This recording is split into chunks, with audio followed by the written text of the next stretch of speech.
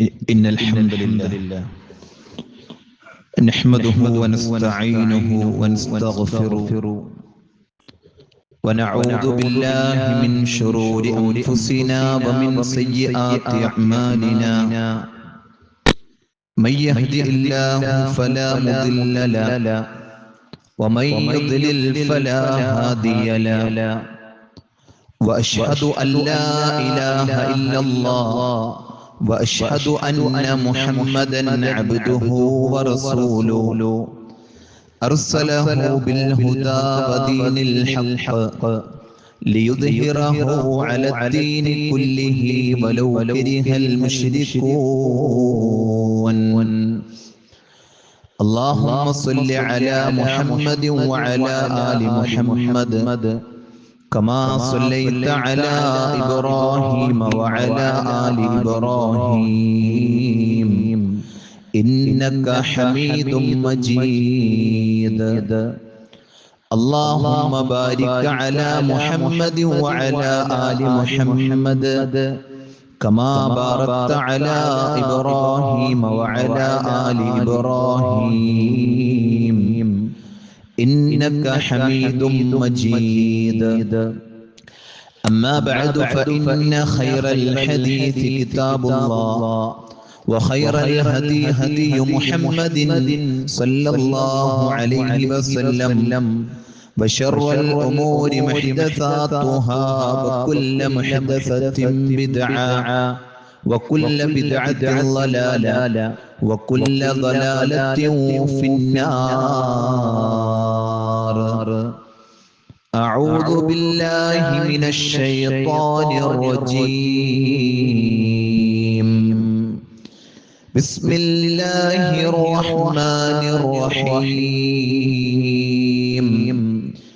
يا أيها الذين آمنوا اتقوا الله حق تقاته ولا تموتن إلا وأنتم مسلمون.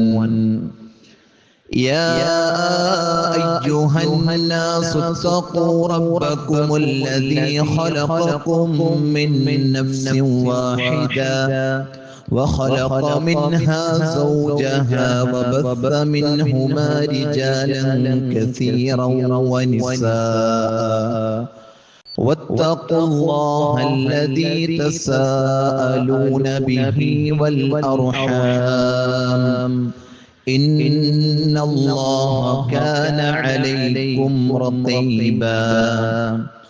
أعوذ بالله من الشيطان الرجيم.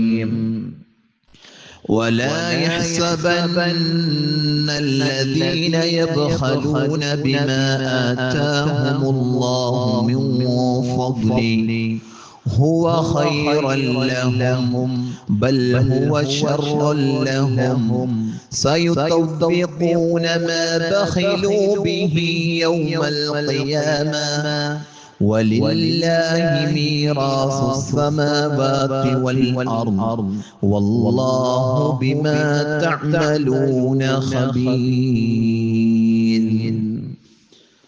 ഏറെ പ്രിയം നിറഞ്ഞ സത്യവിശ്വാസികളെ, വിശ്വാസിനികളെ, സഹോദരങ്ങളെ, സഹോദരിമാരെ, പടച്ച റബ്ബിന്റെ ആജ്ഞാനിർദ്ദേശങ്ങൾ ജീവിതത്തിന്റെ എല്ലാ മേഖലയിലും പാലിച്ച് ഭയപ്പെട്ട് ജീവിക്കണമെന്ന് ഓർമ്മപ്പെടുത്തുകയാണ്, ഉപദേശിക്കുകയാണ്. അല്ലാഹു സുബ്ഹാനഹു വ തആല അത്തരത്തിലുള്ള മുത്തഖീങ്ങളിൽ, മുഖ്ലിസീങ്ങളിൽ, മുവഹ്ഹിദീങ്ങളിൽ നമ്മെ എല്ലാവരെയും ഉൾപ്പെടുത്തി അനുഗ്രഹിക്കുമാറാകട്ടെ.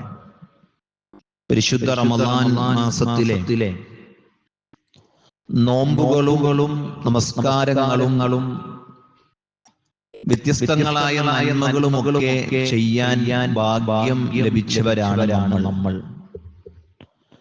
അല്ലാഹു സുബ്ഹാനഹു വ തആല നമ്മളിൽ നിന്ന് അത് സ്വീകരിക്കുമാറാകട്ടെ. ഇന്നലെ രാത്രി തൃശൂർ ഭാഗത്ത് നിന്നൊരു മനുഷ്യൻ എന്നെ വിളിച്ചു. മൗലവി അറിയോ എന്ന് ചോദിച്ചിട്ടാണ് വിളി. ഞാൻ ശബ്ദം കേട്ടപ്പോ നമ്പർ സേവ് ഇല്ലാത്തത് കൊണ്ട് തന്നെ എനിക്ക് മനസ്സിലായില്ല. അദ്ദേഹം പറഞ്ഞു ഞാനിങ്ങനെ പൂത്തോള് ഭാഗത്തുള്ള ഒരാളാണ്. അപ്പൊ അദ്ദേഹം പറഞ്ഞു ഞാൻ ഒരു ചെറിയ ബ്ലോക്ക് ഒക്കെ വന്ന് അതിന്റെ ട്രീറ്റ്മെന്റിൽ ഇങ്ങനെ റെസ്റ്റിലാണ് ഇപ്പോ. റമളാനിന്റെ ഒന്നാമത്തെ നോമ്പ് പിടിച്ച് അതിന്റെ നോമ്പ് തുറയുടെ എല്ലാവിധ സൗകര്യങ്ങളും ചെയ്ത് നോമ്പ് തുറ കഴിഞ്ഞപ്പോൾ എനിക്കൊരു പ്രയാസം ഉണ്ടായി. അങ്ങനെ എല്ലാരും കൂടി കൊണ്ടുപോയതാണ്. ഇപ്പോൾ നോമ്പെടുക്കാൻ പറ്റാതെ ഞാൻ വീട്ടിൽ നിന്ന് ഇറങ്ങാൻ പോലും സാധിക്കാതെ വീടിന്റെ ഉള്ളിൽ ഒരു റൂമിലാണ്. സഹോദരങ്ങൾ, ഇവിടെയാണ് നമ്മളൊക്കെ ഭാഗ്യവാന്മാരാണ് എന്ന് നമ്മൾ തിരിച്ചറിയാൻ. അള്ളാഹു അദ്ദേഹത്തിന്റെ രോഗം ശിഫയാക്കി കൊടുക്കുമാറാകട്ടെ. നമുക്ക് അല്ലാഹ് ചെയ്തു തന്ന അനുഗ്രഹത്തെ നാം ഒരിക്കലും കുറഞ്ഞ് കാണരുത്. നിസ്കരിക്കാനും നോമ്പെടുക്കാനും ഖുർആൻ പാരായണം ചെയ്യാനും എഴുന്നേറ്റ് നടക്കാനും ഒക്കെ അള്ളാഹു നമുക്ക് ഈ റമളാനിൽ അവസരം നൽകി എന്നത് വലിയൊരു ഭാഗ്യമാണ്. അത് അങ്ങനെ തന്നെ തിരിച്ചറിയുന്നിടത്ത് നമ്മൾ എപ്പോൾ മാറുന്നുവോ അവിടെയാണ് ഈ റമളാൻ നമ്മെ പരിവർത്തിപ്പിക്കുകയുള്ളൂ. അല്ലെങ്കിൽ ഇങ്ങനെ നമ്മളിങ്ങനെ പണ്ടത്തെ പോലെ തന്നെ ഇങ്ങനെ പോകും. അതുകൊണ്ട് വളരെ ശ്രദ്ധയോടെ റമളാനിന്റെ ഓരോ സമയങ്ങളെയും മുന്നോട്ട് കൊണ്ടുപോകാൻ നമ്മെ സംബന്ധിച്ചിടത്തോളം സാധിക്കേണ്ടതുണ്ട്. റമളാനിൽ അല്ലെങ്കിൽ റമളാനുമായി ബന്ധമുള്ള വിഷയം അല്ലെങ്കിലും പൊതുവെ ആളുകൾ റമളാനിൽ സക്കാത്ത് കൊടുക്കുന്ന ഒരു ശൈലി നമ്മൾ എപ്പോഴും കാണാറുണ്ട്. അത് റമളാനുമായിട്ട് ബന്ധപ്പെട്ട് കിടക്കുന്ന വിഷയമല്ല. കാരണം സക്കാത്ത് എന്ന് പറഞ്ഞത് റമളാനിൽ കൊടുക്കേണ്ടതല്ല. റമളാൻ അല്ലാത്ത മാസങ്ങളിലും സക്കാത്ത് എന്നത് ശേഖരിക്കപ്പെടേണ്ടതും അത് കൊടുക്കേണ്ടതും ഒക്കെയാണ്. അതിന്റെ ഹൗല് എത്തിക്കഴിഞ്ഞാൽ അതിന് നിസാബ് ഉണ്ടെങ്കിൽ ഒരാളുടെ കയ്യിലുള്ള പണത്തിന് അയാൾ സക്കാത്ത് കൊടുക്കണം. കച്ചവടമാണെങ്കിൽ ഒരു ഹൗല് ഒരു വർഷം പൂർത്തീകരിക്കുമ്പോൾ അയാൾക്ക് ഉള്ള സ്റ്റോക്കുകൾ വിൽക്കാൻ വെച്ചിട്ടുള്ള വസ്തുവകകളുടെ കണക്കുകളൊക്കെ ഓഡിറ്റ് ചെയ്ത് അതിനൊക്കെ സക്കാത്ത് കൃത്യമായി കണക്ക് കൂട്ടി കൊടുക്കേണ്ടതുണ്ട്. ഇവിടെയാണ് അല്ലാഹു സുബ്ഹാനഹു വ തആല നമ്മളോട് പറഞ്ഞു തരുന്ന ഒരു കാര്യം. ഒന്നുമില്ലാതെ വന്നവരാണ് നമ്മൾ. ഒരു പൈസ ഉണ്ടായില്ല നമ്മുടെ കയ്യിൽ, ഒരു പണവും ഉണ്ടായിരുന്നില്ല. ഉമ്മാന്റെ ഗർഭപാത്രത്തിൽ നിന്ന് പിറന്നു വീണപ്പോൾ ശരീരത്തിൽ ഒരു വസ്ത്രം പോലുമില്ലാതെ കരഞ്ഞുകൊണ്ട് പിറന്നു വീണവരാണ് നമ്മൾ. ഇന്ന് നിൽക്കുന്നതെല്ലാം നമുക്ക് നൽകിയത് റബ്ബ് സുബ്ഹാനഹു വ തആലയാണ്. സഹോദരങ്ങളെ, അതുകൊണ്ട് അല്ലാഹു സുബ്ഹാനഹു വ തആല പരിശുദ്ധ ഖുർആനിൽ പറയുന്നുണ്ട്, ഇന്ന റബ്ബക യബ്സുത്തു റിസ്ഖ ലിമൻ യശാ വയഖ്ദിറു ഇന്നഹു കാന ബിഇബാദിഹി ഖബീറൻ ബസീറാ. അല്ലെ, തീർച്ചയായും അല്ലാഹു സുബ്ഹാനഹു വ തആല അവന്റെ റിസ്ഖിനെ അവൻ എന്ത് ചെയ്യും? അവൻ ഇങ്ങനെ വിശാലമായി കൊടുക്കും. ആർക്കാണ്? ലിമൻ യശാ, അവൻ ഉദ്ദേശിച്ചവർക്കാണ് സഹോദരങ്ങളെ അല്ലാഹു സുബ്ഹാനഹു വ തആല കൊടുക്കുന്നത്. ഒരിക്കലും നമ്മൾ ചിന്തിക്കാൻ പാടില്ലാത്തൊരു ചിന്ത എന്ന് വെച്ചാൽ നമ്മുടെ കഴിവോ പ്രാപ്തിയോ ഒന്നും കൊണ്ടല്ല നമ്മുടെ കയ്യിലുള്ള സമ്പത്തിന്റെ കണക്ക് എന്നുള്ളത്. നമ്മളെക്കാൾ എത്രയോ കഴിവുള്ള മനുഷ്യന്മാരുണ്ട് ഇവിടെ. എങ്കിൽ കഴിവും അതുപോലെ തന്നെ അറിവുമാണ് സമ്പത്തിന്റെ മാനദണ്ഡമെങ്കിൽ നമ്മളെക്കാൾ കൂടുതൽ പൈസ, പണം അവരുടെ കയ്യിലല്ലേ ഉണ്ടാകേണ്ടത്.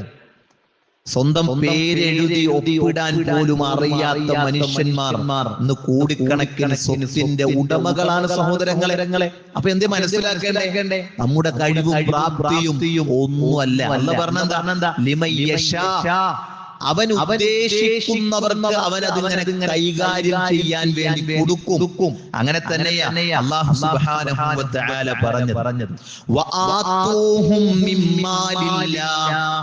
അള്ളാഹുവിന്റെ ധനത്തിൽ നിന്ന് അവർക്ക് നാം നൽകി എന്നാണ്. ആരുടെ ധന? അൽ മാലു മാലുല്ലാഹ്. ധനം എന്ന് പറയുന്നത് അത് അള്ളാഹുവിൻ്റെതാണ്. കാരണം വന്നപ്പോൾ ഒന്നും കൊണ്ടുവന്നിട്ടുമില്ല, പോകുമ്പോൾ ഒന്നും കൊണ്ടുപോകുന്നുമില്ല. നിങ്ങൾ വീട്ടിൽ ചെന്നിട്ടേ ആധാരം അല്ലേ? നമ്മുടെ പേരിലായിരിക്കും ആധാരം ഇപ്പോ എഴുതപ്പെട്ടത്. ഇതിനൊരു മുന്നാധാരം ഉണ്ടാകും. അത് വേറൊരാളുടെ പേരിലായിരിക്കും. അതിനൊരു മുന്നാധാരം ഉണ്ടാവില്ലേ? അത് വേറൊരാളുടെ പേരിലായിരിക്കും. ഇനിയോ നാളെ നമ്മൾ മരിച്ചു കഴിയുമ്പോ ആ സ്ഥലവും വീടും ഒക്കെ ഒരാൾ സ്വന്തം പേരിലാക്കുമ്പോ അയാളുടെ പേരുണ്ടാകും. അങ്ങനെ പേര് മാറാന്നല്ലാതെ എന്ത് ചെയ്യുന്നില്ല, ഒന്നൊരാൾ കൊണ്ടുപോകുന്നില്ല. ഇതൊക്കെ ആത്യന്തികമായി അല്ലാഹു സുബ്ഹാനഹു വ തആലയുടേതാണ്. അതുകൊണ്ട് അല്ലാഹു വീണ്ടും പറഞ്ഞത് വഅൻഫിഖൂ മിമ്മാ ജഅലകും, നിങ്ങൾ ചെലവഴിക്കണം. എന്തിൽ നിന്നാ? മുസ്തഖ്ലിഫീന ഫീഹി, നിങ്ങൾക്ക് കൈകാര്യം ചെയ്യാൻ വേണ്ടി ഏൽപ്പിച്ചതിൽ നിന്ന് നിങ്ങൾ എന്ത് ചെയ്യണം? ചെലവഴിക്കണം. നമുക്ക് ഇങ്ങനെ തസറുഫ് ചെയ്യാൻ വേണ്ടി അങ്ങോട്ടും ഇങ്ങോട്ടും കൈമാറ്റം ചെയ്യാൻ അള്ളാഹു നമ്മുടെ മേൽ നൽകിയ പരീക്ഷണത്തിന്റെ ഭാഗമാണ് ഈ ധനം എന്നുള്ളത്. നാം ഒരിക്കലും മറന്നു പോകാൻ പാടില്ല. അതുകൊണ്ടാണ് അല്ലാഹു സുബ്ഹാനഹു വ തആല ഈ സമ്പത്തിനെ പറയുന്നിടത്ത് എടുത്തു പറഞ്ഞൊരു വിഷയം എന്താ? യാ അയ്യുഹല്ലദീന ആമനൂ, അല്ലയോ സത്യവിശ്വാസികളെ, ലാ തുൽഹിക്കും അംവാലുക്കും വലാ ഔലാദുക്കും അൻ ദിക്രില്ലാഹ്. യാ അയ്യുഹല്ലദീന ആമനൂ, അല്ലയോ സത്യവിശ്വാസികളെ, ലാ തുൽഹിക്കും, നിങ്ങളെ അശ്രദ്ധയിലാക്കി കളയാതിരിക്കട്ടെ. എന്ത്? അംവാലുക്കും, നിങ്ങളുടെ ധനങ്ങൾ, അതുപോലെ നിങ്ങളുടെ മക്കൾ,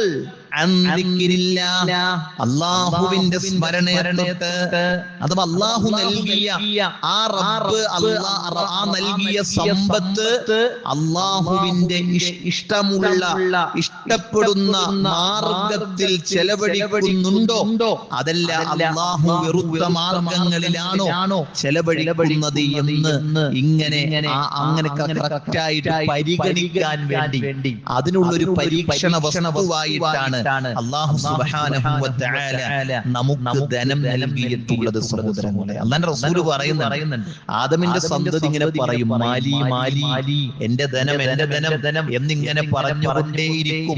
ഏതുവരെ? എന്നിട്ട് പ്രവാചകൻ സല്ലല്ലാഹു അലൈഹി വസല്ലം പരിശുദ്ധ ഖുർആനിലെ ആയത്തോതി, അൽഹാകുമുത് തകാസുർ ഹത്താ സുർതുമുൽ മഖാബിർ. ഏതുവരെ? ഖബറിടം സന്ദർശിക്കുന്നത് വരെ, മരണം വരെ അവനിങ്ങനെ എന്റെ ധനം എന്നിങ്ങനെ പറഞ്ഞുകൊണ്ട് നടക്കും. എന്നിട്ട് പ്രവാചകൻ സല്ലല്ലാഹു അലൈഹി വസല്ലം പറയാ, ഹൽ ലക യാ ഇബ്ന ആദം മിൻ മാലിക ഇല്ലാ മാ അകൽത വഅഫ്നൈത. നിന്റെ ധനം എന്ന് പറയുന്നത് തിന്നതും നീ തീർത്തു കളഞ്ഞതുമാണ്. ഔ ലബിസ്ത ഫഅബ്ലൈത, നീ ധരിച്ചതും നുരുമ്പിയതുമാണ്. ഔ തസദ്ദഖത വഅംലൈത, നീ സ്വതക്ക ചെയ്തതും അങ്ങനെ നിന്നിൽ നിന്ന് കഴിഞ്ഞു പോയതുമാണ് നിന്റെ സമ്പത്തി എന്ന് പറയാനുള്ളൂ. ബാക്കിയൊക്കെ അനന്തരാവകാശിയുടേതാണ്. അതുകൊണ്ടാണ് നബി സല്ലല്ലാഹു അലൈഹി വസല്ലം ചോദിച്ചില്ലേ, നിങ്ങളിൽ ആരാണ് അനന്തരാവകാശിയുടെ സ്വത്തിനെ ഇഷ്ടപ്പെടുന്നത്? സ്വഹാബത്ത് പറഞ്ഞു, പ്രവാചകരെ, ഞങ്ങൾ ആരും ഇഷ്ടപ്പെടുന്നില്ല. അല്ലാഹുവിന്റെ റസൂൽ പറഞ്ഞു, നിങ്ങൾ കൊടുത്തത് നിങ്ങളുടേതാണ്, ബാക്കിയുള്ളത് അനന്തരാവകാശിയുടേതാണ്. നിങ്ങൾ ആലോചിച്ചു, നിങ്ങൾ കൊടുത്തത് ഇപ്പൊ റൂഹ് പോയി കഴിഞ്ഞാൽ എന്റെ അക്കൗണ്ടിൽ എത്ര പൈസ ഉണ്ടെങ്കിലും അതൊക്കെ എന്റെ മക്കളുടെ, എന്റെ ഭാര്യയുടെ അനന്തരമായി, പിന്നെ എന്നെ എന്ന് പറയാനൊന്നുമില്ല. ഒരു മരിച്ച ആള് വിചാരിച്ചു അങ്ങനൊന്നും തിരിച്ചു വരൂല. ഒരു മരിച്ച ആളെ ഖബറിൽ കൊണ്ടുപോയാക്കി അയാൾ ഒരാഴ്ച കഴിഞ്ഞ് ദുനിയാവിലേക്ക് തിരിച്ചു വന്നാൽ വന്നാൽ കോടിക്കണക്കിന് സ്വത്തുള്ള മനുഷ്യനാണെങ്കിൽ പോലും അയാൾക്ക് പിന്നെ മടങ്ങി വരുമ്പോ നയാ പൈസ ഉണ്ടാവില്ല അയാൾക്ക് എന്ന് പറയും. കാരണം എന്താ? അതൊക്കെ മക്കളുടെ പേരില്, അതൊക്കെ ഭാര്യയുടെ പേരില്, മറ്റു പലരുടെയും പേരിലായി രേഖപ്പെടുത്തിയിട്ടുണ്ടാകും എന്നത് സത്യമാണ്. ഒരു 3 ആൾ ഉറങ്ങുന്നുണ്ട്, അവരും കൂടി എഴുന്നേറ്റ് സക്കാത്ത പറയണേ. ചിലര് അങ്ങനെ അറിയാത്ത പോലെ ഉറങ്ങുന്നുണ്ട്. ഇപ്പൊ എന്തൊരു ഉറങ്ങാല്ലേ? അങ്ങനെയൊന്നും ഉറങ്ങാൻ പാടില്ല, ശ്രദ്ധിക്കണം. റമളാനിലാണ്, ക്ഷീണുണ്ടാവും. അൽഹംദുലില്ലാഹ്. വർഷങ്ങൾക്കപ്പുറം റമദാനിൽ ഈത്തപ്പന ഓല ഇങ്ങനെ മേഞ്ഞിട്ടേ അതിന്റെ അടിയിൽ ഖുത്ബ കേട്ട സഹാബത്തുണ്ട് ഇല്ലേ? ബദറിൽ റമദാനിൽ ബദറിൽ പങ്കെടുത്ത സഹാബത്തുണ്ട്. അവരൊന്നും അനുഭവിക്കുന്ന ത്യാഗം നമുക്കില്ല. ശീതീകരിച്ച റൂം നമ്മുടെ പള്ളി, എന്തൊരു സുന്ദര, എന്തൊരു സുഖ. എത്ര നേരം ഇരുന്നാലും ഒരു ക്ഷീണോ ഒരു ദാഹമോ അറിയാത്ത രൂപത്തിൽ നമുക്ക് ഇരിക്കാൻ പറ്റിയ സൗകര്യങ്ങളുണ്ട്. അള്ളാഹു നിലനിർത്തി തരുമാറാകട്ടെ. സഹോദരങ്ങളെ, എന്നിട്ടും നമ്മൾ അലസന്മാരാണെങ്കിലുണ്ടല്ലോ അള്ളാഹു നമ്മെ വിടൂല. അള്ളാഹു നമ്മെ വിടൂല. ഇത്രയൊക്കെ അനുഗ്രഹം കിട്ടിയിട്ടും നീ ഇപ്പോൾ അലസനാണെങ്കിൽ അള്ളാഹു വിടണ അങ്ങനെ. അതുകൊണ്ട് ശ്രദ്ധിക്കുക സഹോദരങ്ങളെ. നമ്മൾ പറഞ്ഞത് ഈ ധനം എന്ന് പറയുന്നത് അല്ലാഹു സുബ്ഹാനഹു വ തആലയുടേതാണ്, നമ്മുടേതെന്ന് പറയാനില്ല. നമ്മളെ കൈകാര്യം ചെയ്യാൻ വേണ്ടി ഏൽപ്പിച്ചിട്ടുള്ളതാണ്. അതുകൊണ്ടാണ് ഇസ്ലാമിൽ ശാരീരികമായ ആരാധനകളുണ്ട്. അഥവാ നിസ്കാരം, ഹജ്ജ്, നോമ്പ്, ഇതൊക്കെ ശാരീരികമായ ഒരാൾ നിർവഹിക്കുന്ന ആരാധന കർമ്മങ്ങളാണ്. ഇനിയോ സാമ്പത്തികമായ ആരാധന കർമ്മങ്ങളുണ്ട്. അതാണ് സക്കാത്ത് എന്ന് പറയുന്നത്. അല്ലാഹുവിന്റെ റസൂല് കൃത്യമായി ആ കാര്യം നമ്മെ പഠിപ്പിച്ചിട്ടുണ്ട്. എന്താ സക്കാത്ത് എന്ന് പറഞ്ഞാൽ? ഒരു മനുഷ്യന്റെ കയ്യിൽ അല്ലാഹു സക്കാത്ത് നിശ്ചയിച്ച സമ്പത്ത് ഒരു നിർണിത അളവിലുണ്ടാവുകയും അല്ലാഹു നിശ്ചയിച്ച കാലയളവ് തികയുകയും ചെയ്താൽ അല്ലാഹു പഠിപ്പിച്ച അവകാശികൾക്ക് കൊടുക്കുന്ന നിർബന്ധമാണ് സക്കാത്ത് എന്ന് പറയുന്നത്. അല്ലാഹു നമുക്ക് നൽകിയ സമ്പത്തിൽ അല്ലാഹ് നിശ്ചയിച്ച അളവ്, അതിനെ നിസ്വാബ് എന്ന് പറയും. അല്ലാഹ് നിശ്ചയിച്ച അളവ് സക്കാത്ത് കൊടുക്കാൻ ഒരു പരിധിയുണ്ട്. ആ പരിധി എന്ന് പറഞ്ഞാൽ 595 ഗ്രാം വെള്ളിയുടെ വില വരുന്നതാണ് ആ പരിധി എന്ന് പറയുന്നത്. ആ പരിധിയിലധികം ഒരാളിൽ പണമുണ്ടെങ്കിൽ അത് ഒരു വർഷം തികയുകയും ചെയ്താൽ അതിനാണ് ഹൗലി എന്ന് പറയാം. അതിനെയാണ് ഹൗലി എന്ന് പറയാം. നിസാബുമുണ്ട്, ഹൗലുമുണ്ട്. അത് തികയുകയും ചെയ്താൽ അതിന് പറയപ്പെട്ട 8 അവകാശികളിൽ ആർക്കെങ്കിലും ആ സക്കാത്ത് കൊടുക്കുമ്പോഴാണ് അതിനെ സക്കാത്ത് എന്ന് പറയുക. ഇതൊക്കെ വളരെ പ്രധാനമാണ്. എന്തെങ്കിലുമൊക്കെ ആർക്കെങ്കിലുമൊക്കെ എടുത്തു കൊടുത്തിട്ട് സക്കാത്ത് എന്ന് പറയാൻ പറ്റൂല എന്നായി പറയാം. നമുക്ക് മനസ്സിലാവുണ്ടാവും. ആർക്കെങ്കിലുമൊക്കെ എന്തെങ്കിലും കൊടുത്തിട്ട് ഇത് സക്കാത്താണെന്ന് പറയാൻ പറ്റൂല. ഫക്കീറാകണം, മിസ്കീനാകണം, കടം കൊണ്ട് വലയുന്നവനാകണം. അതുപോലെ വ്യത്യസ്തങ്ങളായ കഴിഞ്ഞ ഒരാൾ ചോദിച്ച സംശയമാണ്. എന്റെ അടുക്കൽ 10 പവനിൽ കൂടുതൽ സ്വർണ്ണുണ്ട്. എന്റെ കയ്യിൽ 10 പവനിൽ കൂടുതൽ സ്വർണ്ണുണ്ട്. അതേപോലെ തന്നെ എനിക്ക് കടവുമുണ്ട്. അപ്പോൾ ആ സ്വർണ്ണത്തിന്റെ സക്കാത്ത് അത് എന്റെ കടത്തിലേക്ക് വരവ് വെക്കാൻ പറ്റുമോ? ചോദ്യം കൊള്ളാം അല്ലേ? ആ ചോദ്യത്തിന്റെ വളവും കൊള്ളാം. എങ്ങനെ നിങ്ങൾ ആലോചിച്ചു? ഇങ്ങനെയൊക്കെ ചോദിക്കുന്ന ആൾക്കാരുണ്ട്. 10 പവൻ സ്വർണ്ണുണ്ട്, കടമുണ്ട്. അപ്പൊ ഞാൻ ചോദിച്ചു, ഈ കടം തീരാൻ എളുപ്പമുണ്ടല്ലോ. എന്താണ്? ഇപ്പൊ നല്ല വിലയാണ് സ്വർണ്ണത്തിന്. നിങ്ങൾക്ക് എത്ര കടം? ഈ സ്വർണ്ണം വിട്ടിട്ട് ഈ കടം കൊണ്ട് വിട്ട അപ്പൊ 10 താഴും സ്വർണ്ണത്തിന് സക്കാത്തും കൊടുക്കാം. പിന്നെ ഈ പ്രശ്നം ഇങ്ങനെ വളഞ്ഞ് പിടിച്ചിട്ട് ഇങ്ങനെ എന്തിനാ പരിപാടി നിങ്ങൾ അത് ചെയ്താൽ മതി, പ്രശ്നമൊന്നുമില്ല. മറ്റേത് നിങ്ങൾ സക്കാത്ത് വീടുമില്ല. കാരണം എന്താ? ഒരു വലിയ വീട്ടിൽ താമസിക്കുന്ന ഒരാള് അയാൾക്ക് നല്ല കടമുണ്ട്. അയാൾക്ക് ആ വീട് വിറ്റിട്ട് അയാൾക്ക് എന്ത് ചെയ്യാൻ പറ്റും? ഒരു ചെറിയ വീട്ടിലേക്ക് മാറി താമസിക്കാൻ പറ്റും. ആ വീട് വിറ്റ് നല്ല വിലയും കിട്ടും. ചെറിയ വീട് മേടിക്കുന്ന പൈസ വേണ്ട, ബാക്കി പൈസ ഉണ്ടാവും. അതുകൊണ്ട് കടവും വിട്ടു. എങ്കിൽ അയാൾ എന്താ? അയാളെ വലിയ വീട് വിറ്റിട്ട് ചെറിയ വീട്ടിലേക്ക് താമസാക്കി ആ പൈസ കൊണ്ട് കടം വിട്ടു. എന്നിട്ട് ബാക്കി എന്തെങ്കിലും ഉണ്ടെങ്കിൽ അത് ഹിസാബ് എത്തിയിട്ടുണ്ടെങ്കിൽ സക്കാത്തും കൊടുക്കും. ഇതാണ് അയാൾ ചെയ്യേണ്ടത്. അല്ലാതെ നമ്മളിങ്ങനെ വലിയ ഇങ്ങനെയൊക്കെ പറഞ്ഞ് ഒന്നും കൊടുക്കൂലെന്ന് തീരുമാനിച്ചിരിക്കലല്ല. ശ്രദ്ധിക്കണം. കുറെ അധികം നമ്മൾ സക്കാത്ത് കൊടുക്കണ വിഷയം വരുമ്പോ കുറെ ചോദ്യം ഉണ്ടാവും. കിട്ടേണ്ട വിഷയമാണെങ്കിൽ എങ്ങനെയെങ്കിലും കിട്ടിയാൽ മതി. അങ്ങനെയുണ്ട്. കൊടുക്കേണ്ട വിഷയമാകുമ്പോ കുറെ ചോദ്യമാണ്. കിട്ടേണ്ടതാണെങ്കിലോ അതിപ്പോ എനിക്കെന്താ കിട്ടായിരുന്ന കൊടുക്കേണ്ടി വന്നപ്പോ പലതും നമ്മൾ ചോദിച്ചു. അത് ഇത് ഇങ്ങനെയാണെങ്കിൽ അങ്ങനെ അല്ലെ? അതൊക്കെ പ്രശ്നമാണ്. ശ്രദ്ധിക്കണം. അതിന്റെ അർത്ഥം ചോദിക്കണ്ടെന്നൊന്നുമല്ല. സക്കാത്തിന്റെ സംശയങ്ങള് തീരാത്ത സംശയങ്ങളാണ്.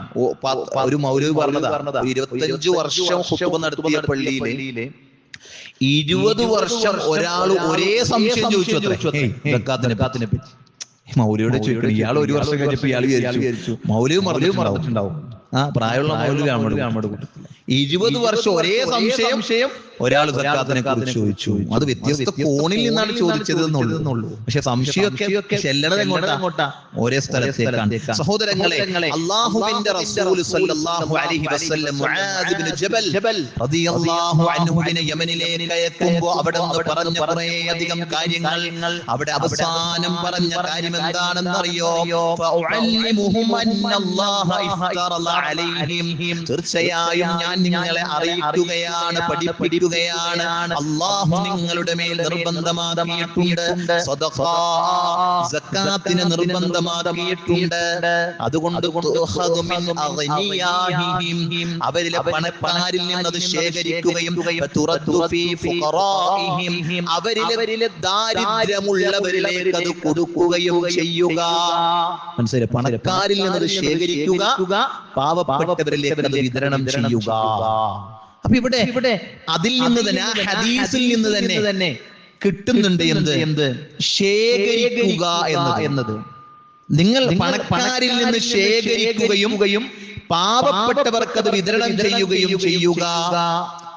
ശേഖരണം എന്ന രൂപം ഇസ്ലാം പഠിപ്പിച്ചതാണ്. ഒരു ഇസ്ലാമിക ഭരണം നടക്കുന്ന നാട്ടിലാണെങ്കിൽ ഓരോ കടയിലും നമ്മളിവിടെ ടാക്സ് ബില്ല് കൊടുക്കണ പോലെ എന്ത് ചെയ്യും? സക്കാത്തിന്റെ ബില്ല് വന്നുകൊണ്ട് കൊടുക്കും. നിങ്ങൾ ഈ തവണ ഇത്ര സക്കാത്ത് കൊടുക്കണോട്ടോ, ഇതാണ് നിങ്ങളുടെ സക്കാത്ത്. വീട്ടിൽ വന്നു കൊടുക്കും. എന്ത്? നിങ്ങളുടെ ആസ്തി ഇത്ര ഉണ്ട്, ഈ സക്കാത്ത് എന്ത് ചെയ്യണം? നിങ്ങൾ അടക്കേണ്ടതാണ്. സക്കാത്ത് കമ്മിറ്റി ഉണ്ട്, അതിനെ പണിക്കാരുണ്ട്, അങ്ങനെയൊക്കെ ഉള്ള ആളുകളുണ്ട്. അതുകൊണ്ടാണ് സക്കാത്തിന്റെ അവകാശികൾ പറഞ്ഞപ്പോൾ സക്കാത്തിന് പണിയെടുക്കുന്ന ആൾക്കാർ. നമ്മൾ വിചാരിച്ചെന്താ നമ്മുടെ നാട്ടിൽ സക്കാത്തിന് പണിയെടുക്കുന്ന അല്ല, അതും തിരുത്തേണ്ട കാര്യമാണ്. നമ്മുടെ നാട്ടിൽ സക്കാത്തുമായി അതിന്റെ പിരിക്കാനൊക്കെ കാര്യം നടക്കണമെങ്കിൽ അയാൾക്ക് കൊടുക്കണമെന്നല്ല. അല്ല പിന്നെ അത് ഇസ്ലാമിക ഗവൺമെന്റിൽ അതിന് നിയമിച്ചിട്ടുള്ള ഉദ്യോഗസ്ഥന്മാരുണ്ടാകും. അവരുടെ ശമ്പളം അതിൽ നിന്ന് കൊടുക്കാം, അവരുടെ മറ്റു കാര്യങ്ങൾ അതിൽ നിന്ന് കൊടുക്കാം. അതൊന്നൊരു കുഴപ്പമില്ല. അതൊക്കെ അവിടെ പ്രതിപാദിച്ചിട്ടുള്ള വിഷയങ്ങളാണ്. അതേപോലെ തന്നെ നമ്മൾ മനസ്സിലാക്കേണ്ട കാര്യം എന്താ? അതുകൊണ്ട് തന്നെ സംവിധാനം, ഒരു കൃത്യമായി ശേഖരണ സംവിധാനം അത് ഇസ്ലാം പഠിപ്പിക്കുന്ന കാര്യമാണ്. അതുകൊണ്ട് ചില ആളുകളെങ്കിലും വിചാരിച്ചിട്ടുണ്ട് റമദാനാകുമ്പോ സക്കാത്തുമായി ബന്ധപ്പെട്ട് ചിലര് പറയുന്നത് ശേഖരിച്ചു കൊടുക്കുന്ന സ്ഥലങ്ങളിലൊന്നും നിങ്ങൾ കൊടുക്കാൻ പാടില്ല, സക്കാത്ത് വീടൂല. അങ്ങനെയൊക്കെ തെറ്റിദ്ധരിപ്പിക്കുന്ന ആളുകളുണ്ട്. സഹോദരങ്ങളെ, അങ്ങനെയല്ല. ഇസ്ലാമിൽ ഇബാദത്തുകളിൽ, ഇസ്ലാമിന്റെ ഇബാദത്തുകളിൽ തൗക്കീലായ അഥവാ ഒരാൾക്ക് വക്കാലത്ത് ഏൽപ്പിച്ചു കൊടുക്കാൻ പറ്റുന്ന ഇബാദത്താണ് എന്ത്? സക്കാത്ത് എന്നുള്ളത്. നമ്മുടെ സക്കാത്ത് വേണമെങ്കിൽ എന്ത് ചെയ്യാം? ഒരു സത്യസന്ധനായ ഒരാളുടെ കയ്യിൽ നമുക്ക് ഏൽപ്പിച്ചു കൊടുത്തിട്ട് ഇത് അർഹതപ്പെട്ടവർക്ക് വേണമെങ്കിൽ കൊടുത്തോളൂ എന്ന് പറയാൻ പറ്റുന്ന ഒരു ഇബാദത്താണ് എന്ത്? സക്കാത്ത് എന്നുള്ളത്. നോമ്പ് അങ്ങനെ പറ്റൂല. എന്റെ നോമ്പ് വേറൊരാൾക്ക് പറ്റൂല. അതല്ലെങ്കിൽ എന്റെ നിസ്കാരം ഒരാൾ നിസ്കരിച്ചിട്ട് കാര്യമില്ല. നമ്മുടെ വീട്ടിൽ നിന്നിട്ട് രണ്ടാളെ ഏർപ്പാട് ചെയ്യാൻ പറ്റോ? പറ്റൂല. എന്നാലോ സക്കാത്ത് തൗക്കീൽ ചെയ്യാൻ പറ്റും. അഥവാ ഒരാളെ ഏൽപ്പിക്കാൻ പറ്റും. അയാൾക്ക് തിരക്കാണ്, ഇത് കൊടുത്ത് നടക്കാനുള്ള സമയമില്ല. അയാൾ പറഞ്ഞു, ഇത് ശിസ്തനായ ഒരാൾ പറഞ്ഞു, നീ പൈസ ചെയ്യാ, ഇതിനെ അർഹതപ്പെട്ട ആളുകൾക്ക് ഏൽപ്പിച്ചു കൊടുക്കുക, എത്തിച്ചു കൊടുക്കുക. ഇത് പറ്റും. ഇത് സംഘടിത സക്കാത്ത് പറ്റൂല എന്ന് പറയുന്നവരും ഇത് പറ്റുമെന്ന് പറയുന്നുണ്ട്. എങ്കിലോ ഒരു സത്യസന്ധനേക്കാൾ ഹൈറല്ലേ ഒരു 2 സത്യസന്ധന്മാരുണ്ടെങ്കിൽ അല്ലേ? 2 സത്യസന്ധന്മാരുണ്ടെങ്കിൽ അത് ഹൈറല്ലേ? ഒരാളെക്കാളും കൂടുതൽ ഹൈറാണ്. 3 പേരുണ്ടെങ്കിലോ കുറച്ചും കൂടി ഹൈറല്ലേ? കാരണം എന്താ? ഒരാൾക്ക് എന്തെങ്കിലും പിശാച് പിടിച്ചാലും ചെയ്യും, ബാക്കി 2 പേരും അതിൽ ഇടപെടും. ഞാൻ പറഞ്ഞത് ഒരു സംഘമായതിനെ കൊടുക്കുന്നിടത്ത് ഒരു പ്രശ്നവുമില്ല. എന്നാൽ ഒരാൾ ഒറ്റക്കാണ് കൊടുക്കുന്നതെങ്കിലും അത് വീടാത്ത പ്രശ്നമില്ല. ഒരാൾ ഒരു സംഘടിത സക്കാത്തൊന്നും കൊടുക്കണില്ല, അയാൾ ഒറ്റക്കാണ് കൊടുക്കണമെങ്കിൽ അയാളുടെ സക്കാത്ത് വീടും. 8 അവകാശികളിൽ ആർക്കെങ്കിലാണെങ്കിൽ ആ 8 അവകാശികളിൽ പലതും ഇന്ന് ഇല്ല, പലതും ഇന്ന് ഇവിടെ ഇല്ല. മനസ്സിലായില്ലേ? അത് ശ്രദ്ധിക്കും വേണം. അതേപോലെ തന്നെ സംഘടിതമായി കൊടുക്കുമ്പോഴും അത് വീടും.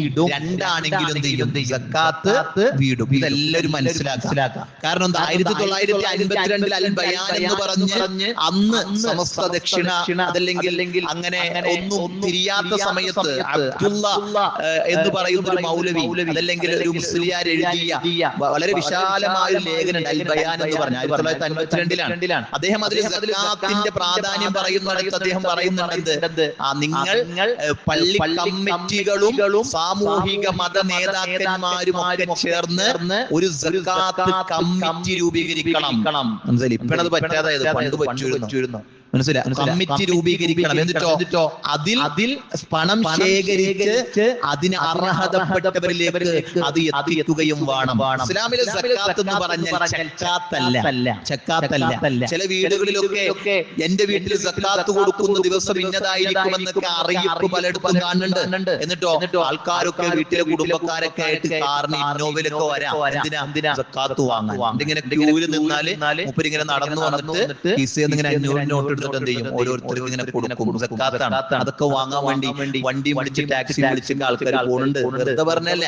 അങ്ങനെയൊക്കെ സക്കാത്ത് കൊടുക്കണുണ്ട്. ഇത് എത്ര കൊല്ലം കൊടുത്ത ഈ സമൂഹത്തിന്റെ ദാരിദ്ര്യം മാറും? ഒരു 10 വർഷം കൊടുത്തു വിചാരിക്കും, ദാരിദ്ര്യം മാറും. ദാരിദ്ര്യം മാറില്ല, അവിടുത്തെ തിരക്ക് കൂടും. കാരണം എന്താ? ആദ്യത്തെ കൊല്ലം തൃശ്ശൂരുകാർ മാത്രമേ അറിഞ്ഞിട്ടുള്ളൂ. രണ്ടാമത്തെ കൊല്ലം എന്ത് ചെയ്യും? എറണാകുളംകാരെ അറിയും, അടുത്ത കൊല്ലം വയനാട് അറിയും, അവരും വരും. പിന്നെയോ അടുത്ത കൊല്ലം മലപ്പുറംകാരെ അറിയും, അവരും വരും. കാസർഗോഡ് വരും. തിരക്ക് കുറയൂല, തിരക്ക് കൂടും. എല്ലാവരുടെയും ആ മനസ്സിലെ എച്ചിത്തരുണ്ടല്ലോ, വാങ്ങാനുള്ള കൊതി കൂടി വരും.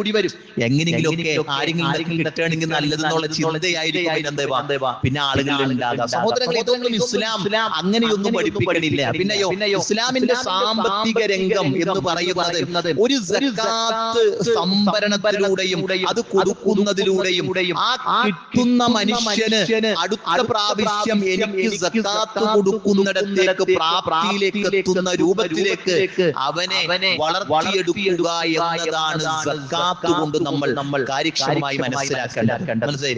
അതിന് എന്റെ ഒരു 10,000 കൊണ്ട് ഒരാളെ വളർത്തിയെടുക്കാൻ എന്നെ കൊണ്ട് പറ്റൂല. അപ്പൊ എന്ത് ചെയ്യണം? എന്റെ ഒരു 10,000 ഞാൻ ഇവിടുത്തെ ഒരു കമ്മിറ്റിനെ ഏൽപ്പിച്ചു, വേറൊരാൾ ഒരു 10,000 ഏൽപ്പിച്ചു. അങ്ങനെ കുറെ ആളുകൾ ഏൽപ്പിച്ചപ്പോ ഒരു 20 ലക്ഷം രൂപയായി.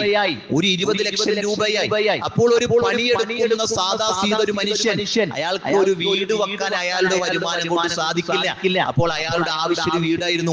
ആ വീടിന് എന്ത് ചെയ്തു? 20 ലക്ഷം രൂപ ഉപയോഗപ്പെടുത്തി വീട് വെച്ചു കൊടുത്തു. അൽഹംദുലില്ലാഹ്. അടുത്ത വർഷമായപ്പോ എന്ത് ചെയ്തു? അയാൾക്ക് വീടെന്ന അൽഹംദുലില്ലാഹ് അയാളുടെ ആവശ്യം നടന്നു. അയാളിൽ സേവിങ്സ് വന്നു.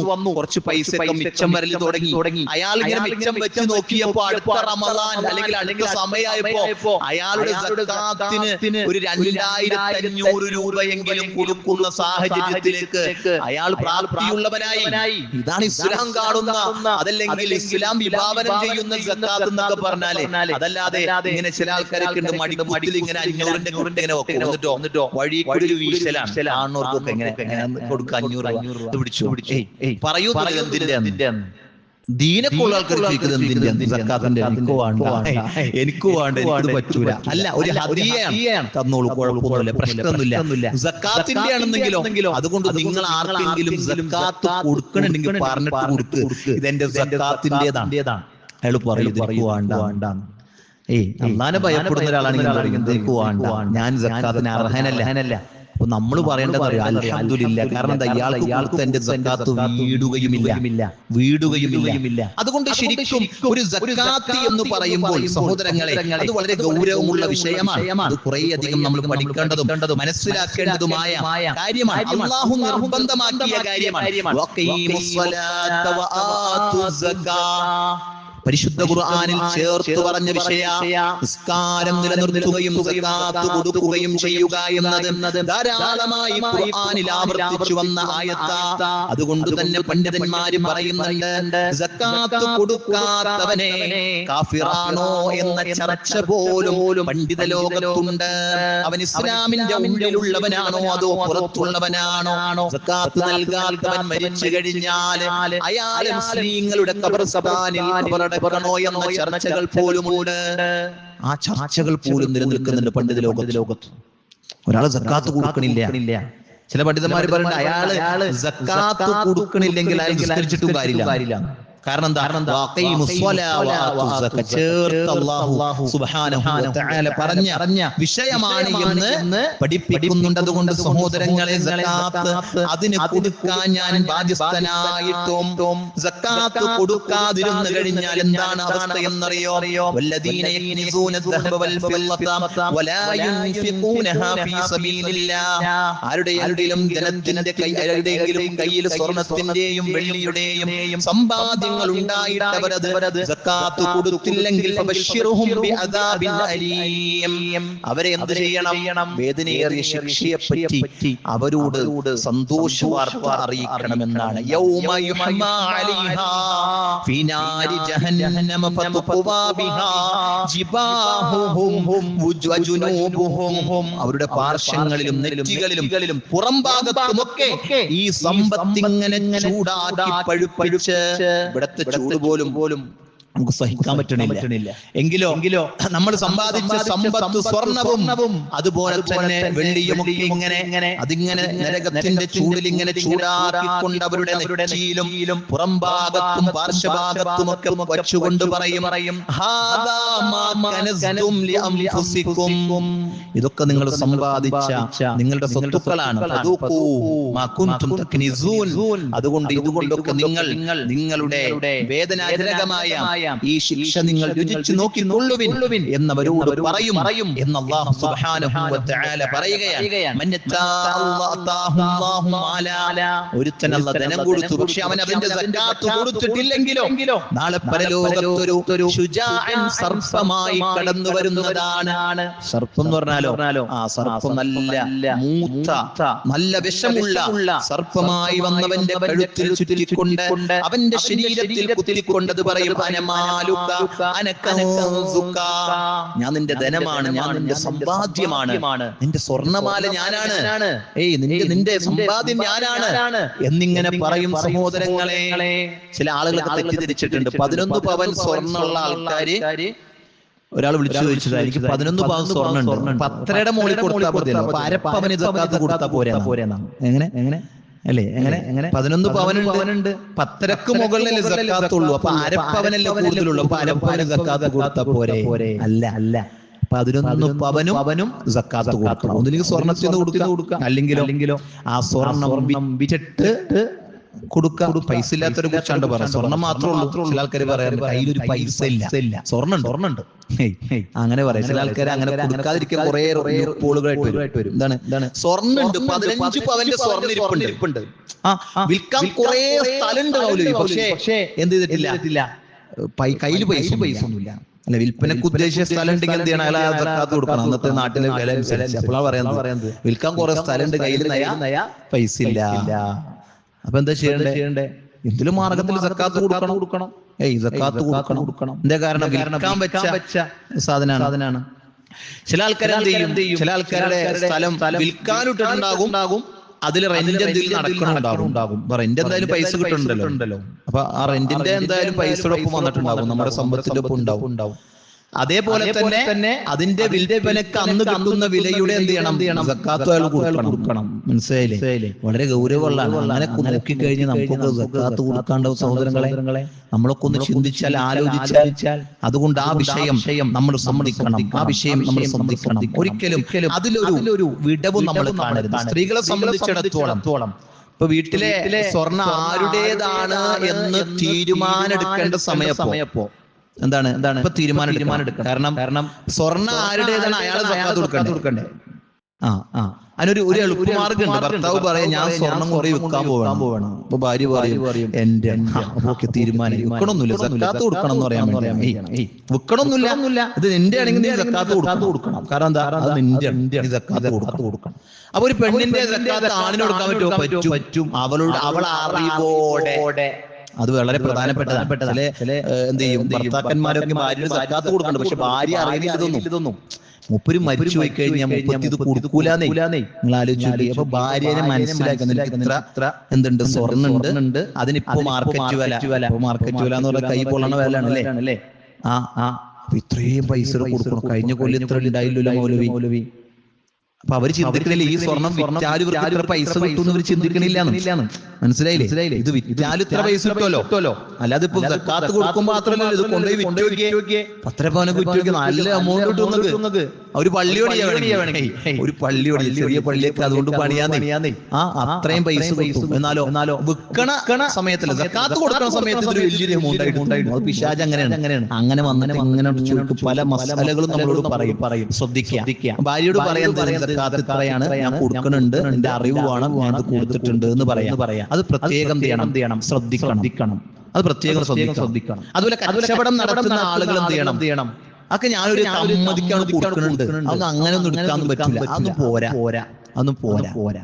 ഇപ്പൊ എത്ര കൊല്ലായി കമ്മതിക്ക് തുടങ്ങിയിട്ട്? ഒരു 10 എന്താ ഇപ്പൊ ഇത്രയും വർഷമായിട്ട് ഒരു ഓഡിറ്റിംഗ് എന്ത് നിനക്ക് പറ്റായിരുന്നു? അത്ര നീ കണ്ടിട്ടുള്ളൂ സക്കാത്ത്, അത്ര നീ ചിന്തിച്ചിട്ടുള്ളൂ സക്കാത്തിനെ, അത്ര ഗൗരവം കൊടുത്തിട്ടുള്ളൂ ദീനിന്, അത്രയും ഗൗരവം കൊടുത്തിട്ടുള്ളൂ. അങ്ങനെയല്ല, അതിനൊക്കെ ഒരു ഓഡിറ്റിംഗ് വേണം. കയ്യിൽ എത്ര ഉണ്ട്, നിന്റെ എത്ര ഉണ്ട്? ഒരാൾക്ക് സക്കാത്ത് കൂട്ടാൻ വളരെ എളുപ്പമാണ് സഹോദരങ്ങൾ. ഇതിങ്ങനെ കാരണം എന്താ? സക്കാത്ത് അല്ലാഹ് നിർബന്ധമായി വെച്ച കാര്യമാണ്. ഇന്ന ദീന യുസ്റുൻ എന്ന് പറയാൻ എളുപ്പമാണ്. സക്കാത്ത് ഇങ്ങനെ ഒരു സിയക്കാരന്റെ അടുത്ത് കൊടുക്കേണ്ട സക്കാത്ത് കൂട്ടാൻ വളരെ എളുപ്പമാണ്.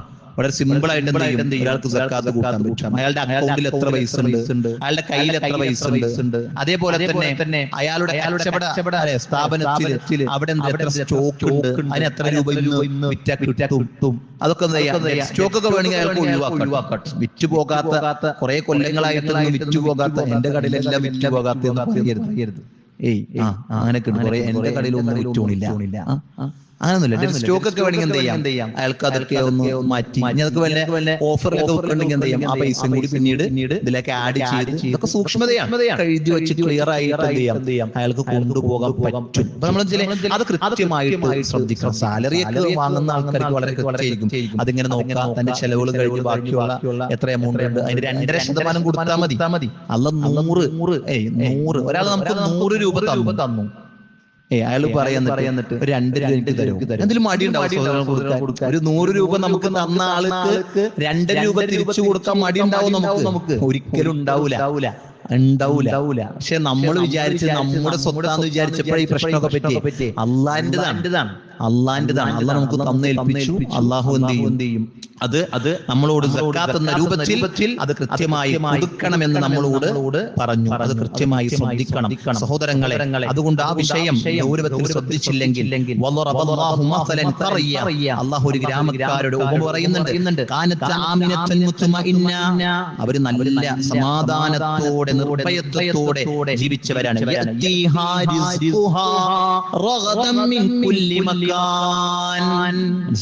പല ഭാഗത്താണ് വരുമാനം. ഇതൊക്കെ നമ്മുടെ അടുക്കിലേക്ക് ഇങ്ങനെ വന്നുകൊണ്ടിരിക്കുകയാണ് സഹോദരങ്ങളെ. എന്നിട്ടോ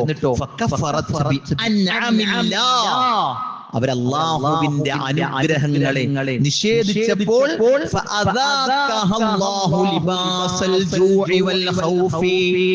അള്ളാഹു അവരുടെ അനുഗ്രഹങ്ങളൊക്കെ എടുത്തു കളഞ്ഞു. എന്നിട്ട് അവരെ അള്ളാഹു ശിക്ഷിച്ചു എന്നുള്ളതാണ്. അവര് ചെയ്ത കാരണങ്ങൾ കൊണ്ട് അവരെ അള്ളാഹു പരീക്ഷിച്ചു എന്നുള്ളതാണ്. അതുകൊണ്ട് സക്കാത്തിന്റെ വിഷയത്തിൽ ശ്രദ്ധിക്കണം. അള്ളാഹു സുബ്ഹാനഹു വ തആല സക്കാത്ത് കൃത്യമായി കണക്ക് കൂട്ടി നൽകുന്ന ആളുകളിൽ നമ്മെ ഉൾപ്പെടുത്തി അനുഗ്രഹിക്കുമാറാകട്ടെ.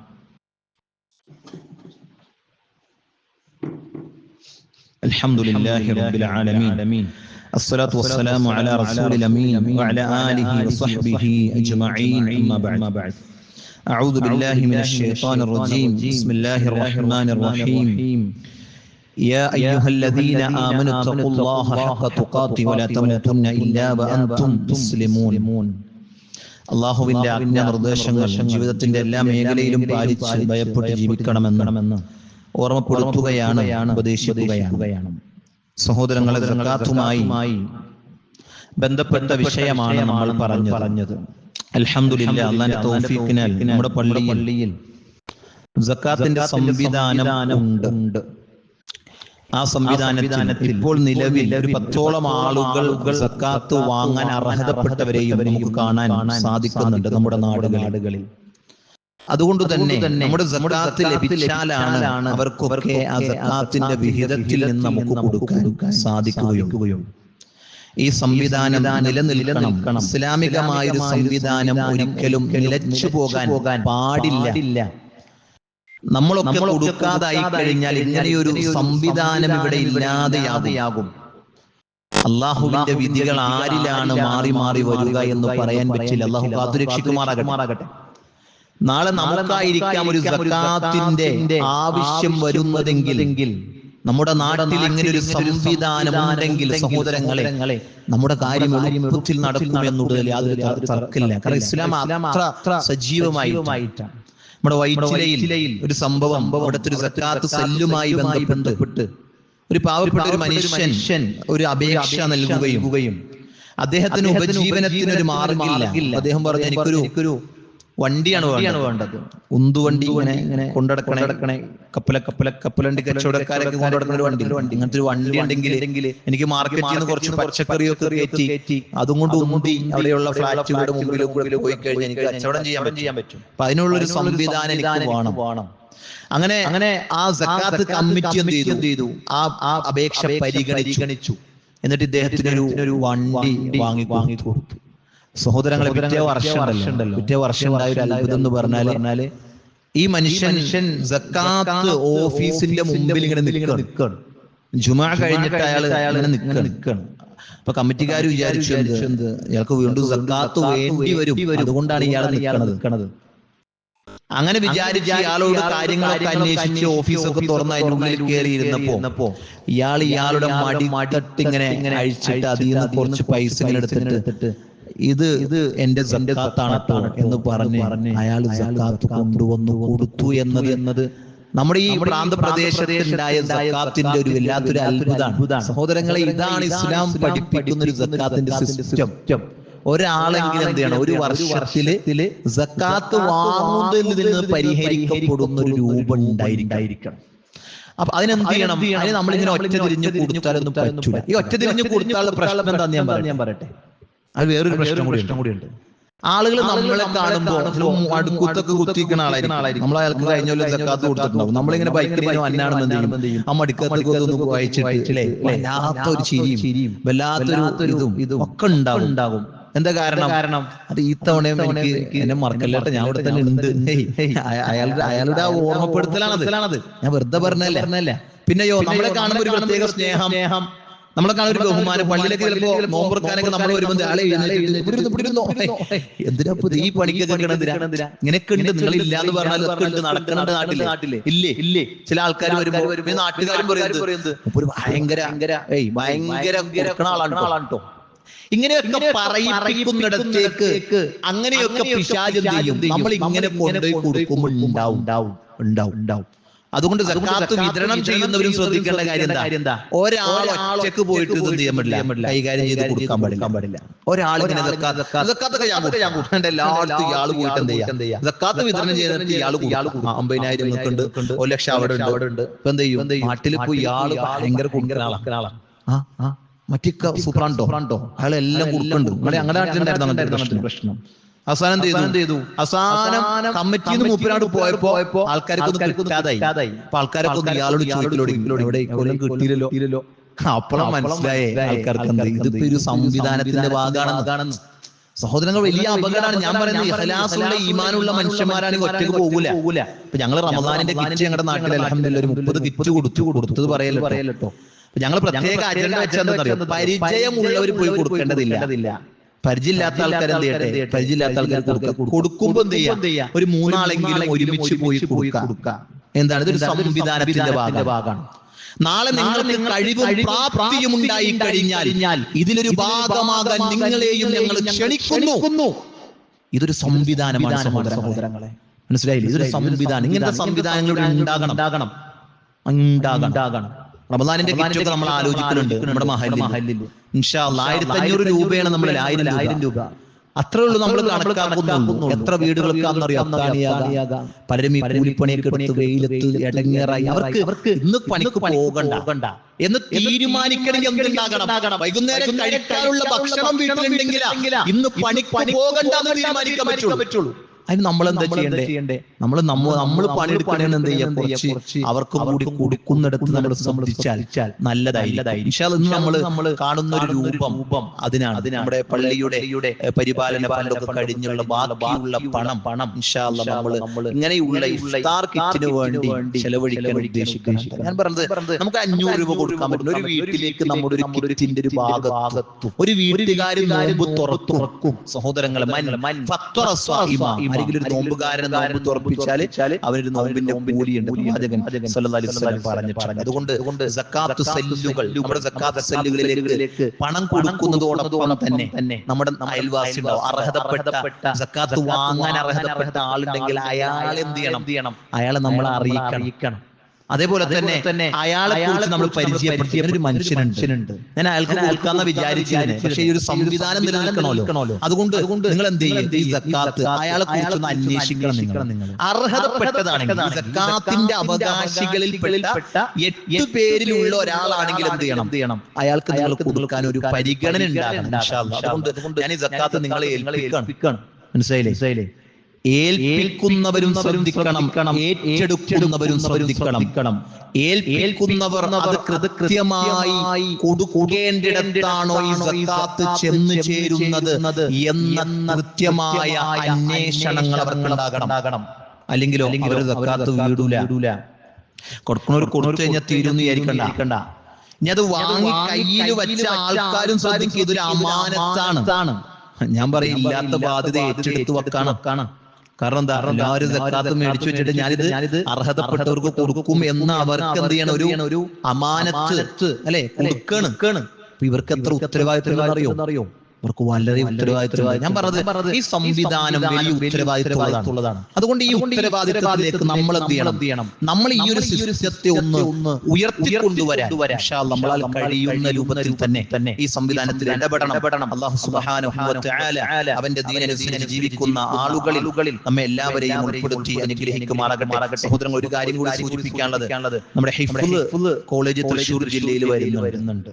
തൊഴിയൂരിലെ നമ്മുടെ ഈ വരുന്ന മാർച്ച് 5-ാം തീയതി വ്യാഴാഴ്ച അതിന്റെ ഒരു പ്രഖ്യാപനമാണ് ഇൻഷാ അല്ലാഹ്. അവിടെ നോമ്പ് തുറയൊക്കെ ആയിട്ട് വലിയ പ്രോഗ്രാം 2:30 മുതൽ അവിടെ വെച്ചിട്ടുണ്ട് ഇൻഷാ അല്ലാഹ്. നിങ്ങളൊക്കെ എന്ത് ചെയ്യണം? പ്രോഗ്രാമിലേക്ക് എത്തിച്ചേരണം. തൃശ്ശൂർ ജില്ലയിലെ ഒരു ഹിഫ്ള് കോളേജിന് തുടക്കക്കാരിൽ ഞാനുണ്ടായിരുന്നു എന്ന് റബ്ബിന്റെ മുമ്പിൽ ഇങ്ങനെ ആ തുടക്കക്കാരനാകാൻ നമുക്കൊക്കെ പറ്റും ഇൻഷാ അല്ലാഹ്. നാം ശ്രദ്ധിക്കുക.